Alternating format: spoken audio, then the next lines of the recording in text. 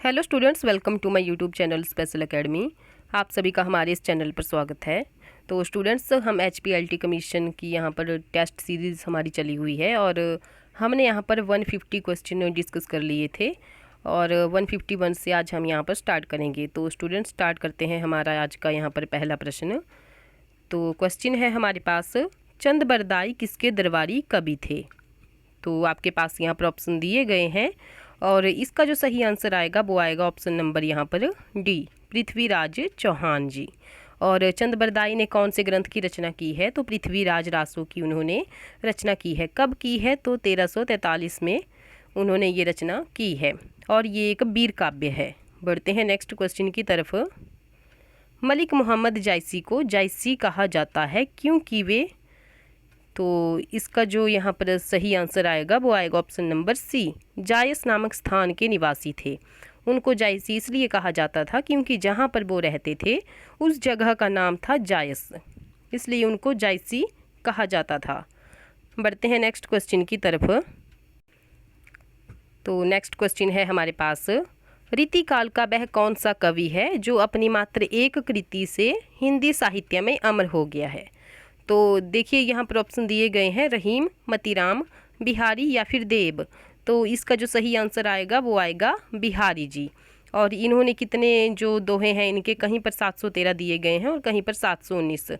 तो इन्होंने 719 दोहों की जो है तो रचना की है और 719 दोहे इन्होंने लिखे हैं और इसी के कारण जो है तो हिंदी साहित्य में ये अमर हो गए हैं। नेक्स्ट क्वेश्चन है हमारे पास, कठिन काव्य का प्रेत किस कवि को कहा जाता है? तो कठिन काव्य का जो प्रेत है वो कहा जाता है केशवदास जी को और ये क्वेश्चन बहुत बार जो है तो पेपर में पूछा भी गया है। नेक्स्ट क्वेश्चन है, द्विवेदी युग का नामकरण किसके नाम पर हुआ है? तो द्विवेदी युग का जो नामकरण है वो है महावीर प्रसाद द्विवेदी जी के नाम पर और इन्होंने एक पत्रिका का संपादन भी किया है, सरस्वती नाम की पत्रिका का इन्होंने प्रकाशन किया है। कब किया है? तो 1903 में। नेक्स्ट क्वेश्चन है, हिंदी प्रदीप के यशस्वी संपादक का नाम क्या है? तो इसका जो यहाँ पर सही आंसर आएगा वो आएगा बालकृष्ण भट्ट जी। नेक्स्ट क्वेश्चन है, निम्नलिखित में कौन सरस्वती पत्रिका के संपादक नहीं रहे हैं? तो कौन जो हैं तो सरस्वती पत्रिका के संपादक नहीं रहे हैं? तो श्याम सुंदर दास जी हैं, महावीर प्रसाद द्विवेदी भी और श्री नारायण चतुर्वेदी भी सरस्वती पत्रिका के संपादक रहे हैं, लेकिन शांति प्रिय द्विवेदी जो हैं तो सरस्वती पत्रिका के संपादक नहीं रहे हैं। बढ़ते हैं नेक्स्ट क्वेश्चन की तरफ। उसने कहा था कि प्रमुख पात्र का नाम क्या है? तो उसने कहा था, ये जो यहाँ पर कहानी है किसकी है ये? उसने कहा था तो चंद्रधर शर्मा गुलेरी जी की और इसका जो मुख्य पात्र है वो है लहना सिंह और बहुत बार ये क्वेश्चन बार बार पेपर में पूछा भी जाता है। नेक्स्ट क्वेश्चन है, निम्नलिखित में से कौन सा नाटक प्रसाद का नहीं है? तो हमें बताना है कौन सा नाटक है जो जयशंकर प्रसाद जी का नहीं है। तो जन्मेजय का नागयज्ञ, स्कंदगुप्त, ध्रुव स्वामिनी या फिर सिंदूर की होली। तो इसका जो सही आंसर आएगा वो आएगा सिंदूर की होली। और ये जो नाटक है ये किसका है? ये है लक्ष्मी नारायण लाल जी का। नेक्स्ट है, हिंदी साहित्य के आधुनिक काल को इस नाम से भी अभिहित किया जाता है। तो जो आधुनिक काल है उसको और किस नाम से पुकारा जाता है? तो इसका अन्य नाम है गद्य काल। नेक्स्ट क्वेश्चन है, हिंदी साहित्य में प्रयोगवाद के प्रवर्तक का नाम क्या है? तो प्रयोगवाद के प्रवर्तक का हमें नाम बताना है और इसका जो सही आंसर है वो है ऑप्शन नंबर बी, अज्ञेय जी।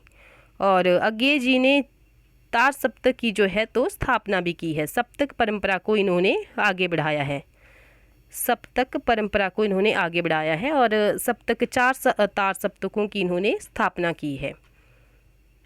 नेक्स्ट क्वेश्चन है,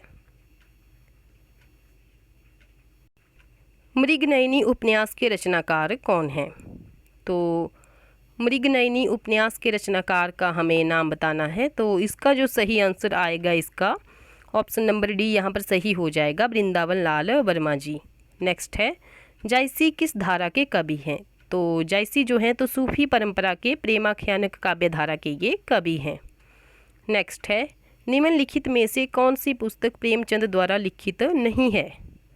तो हमें बताना है कि यहाँ पर जो पुस्तकें दी गई हैं कौन सी रचना यहाँ पर प्रेमचंद जी की नहीं है। तो इसका सही आंसर आएगा जय पराजय। नेक्स्ट है, कितने पाकिस्तान नामक उपन्यास के लेखक कौन हैं? और स्टूडेंट्स, अगर आपको किसी भी क्वेश्चन के बारे में एक्स्ट्रा जानकारी है तो आप कमेंट सेक्शन में उसके बारे में, इस क्वेश्चन के बारे में हमें बता सकते हैं। नेक्स्ट क्वेश्चन है, कितने पाकिस्तान नामक उपन्यास के लेखक कौन है? तो इसका सही आंसर आएगा कमलेश्वर। नेक्स्ट है, मैथिल कोकिल किसे कहा जाता है? तो मैथिल कोकिल की संज्ञा किसको दी गई है? तो विद्यापति जी को। और इनके 3 ग्रंथ हैं, कीर्तिलता, कीर्तिपताका और पदावली। नेक्स्ट क्वेश्चन है, प्रकृति के सुकुमार कवि किसे कहा जाता है? तो ये कहा जाता है सुमित्रानंदन पंत जी को। बढ़ते हैं नेक्स्ट क्वेश्चन की तरफ। एक भारतीय आत्मा किसे कहा जाता है? एक भारतीय आत्मा किसे कहा जाता है? तो देखिए यहाँ पर ऑप्शन दिए गए हैं, जयशंकर प्रसाद, माखनलाल चतुर्वेदी, रामधारी सिंह दिनकर या फिर सुमित्रानंदन पंत जी। तो इसका जो सही आंसर आएगा, एक भारतीय आत्मा किसे कहा जाता है, तो ऑप्शन नंबर बी यहाँ पर सही हो जाएगा, माखनलाल चतुर्वेदी जी। नेक्स्ट क्वेश्चन है, कथा सम्राट किसे कहा जाता है? तो कथा सम्राट की संज्ञा किसे दी गई है? तो इसका सही आंसर आएगा प्रेमचंद जी को। नेक्स्ट क्वेश्चन है, बाल चित्रण में कौन सा कवि श्रेष्ठ है? बाल चित्रण में कौन सा कवि श्रेष्ठ है? तो यहाँ पर सही आंसर आएगा सूरदास जी, और इन्होंने कृष्ण के बाल चित्रण का बहुत ही सुंदर वर्णन भी किया है। नेक्स्ट है, निम्नांकित प्रश्न में दी गई रचना के रचनाकार का सही विकल्प का हमें चयन करना है। तो उर्वशी ये किसकी रचना है? तो उर्वशी जो यहाँ पर रचना है वो है रामधारी सिंह दिनकर जी की। नेक्स्ट क्वेश्चन है, सही विकल्प को चुनकर निम्नलिखित वाक्य के रिक्त स्थान की हमें पूर्ति करनी है। तो यहाँ पर वाक्य क्या है? सिंहासन खाली करो कि आती है। कौन आता है? सिंहासन खाली करो की। हम आपको अभी ऑप्शन बताते हैं इसके। ऑप्शन है यहाँ पर देवता, लोक, असुर या फिर जनता। तो सिंहासन खाली करो की जनता आती है। सिंहासन खाली करो की जनता आती है। ऑप्शन नंबर यहाँ पर डी सही हो जाएगा।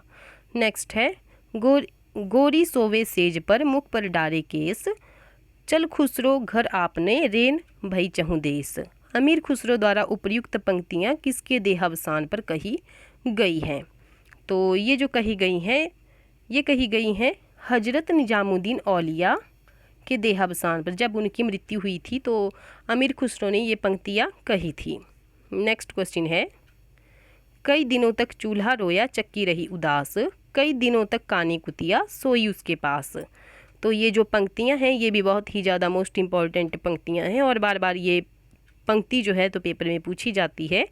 और इस पंक्ति के जो यहाँ पर रचयिता हैं वो कौन है? ऑप्शन नंबर बी यहाँ पर सही हो जाएगा, नागार्जुन जी। नेक्स्ट क्वेश्चन है, अज्ञेय की किस कविता में उपमानों के मैले होने की बात कही गई है? अज्ञेय की कौन सी कविता में उपमानों के मैले होने की बात कही गई है? तो इसका जो सही आंसर आएगा वो आएगा कलगी बाजरे की। ऑप्शन नंबर सी यहाँ पर सही हो जाएगा। तो स्टूडेंट्स, आज की हमारी इस वीडियो में इतना ही। अगर आपको हमारी ये वीडियो अच्छी लगी है तो वीडियो को लाइक और शेयर ज़रूर करें, और कमेंट सेक्शन में ज़रूर बताएं कि आपके कितने क्वेश्चन जो है तो सही हुए। तो मिलते हैं नेक्स्ट वीडियो में। Thank you.